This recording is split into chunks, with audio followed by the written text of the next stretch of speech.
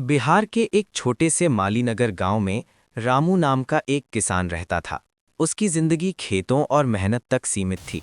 दिन भर धूप में पसीना बहाना और शाम को थके हुए घर लौटना, यही उसकी दिनचर्या थी। उसकी एक ही चाहत थी, उसका बेटा मोहन उससे बेहतर जीवन जिए। मोहन बचपन से ही समझदार और मेहनती था। जब उसके दोस्त खेलते थे, तब वो पेड़ के नीचे बैठकर पढ़ाई करता था।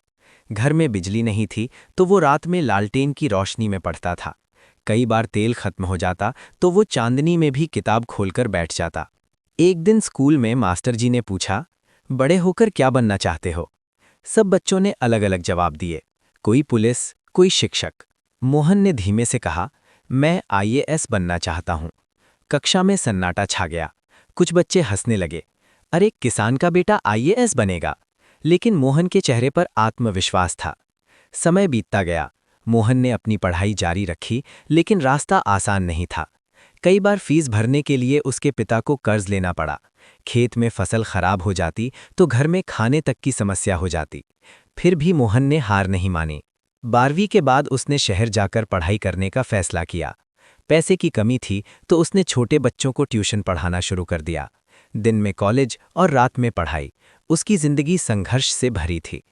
पहली बार यूपीएससी की परीक्षा दी, लेकिन असफल हो गया।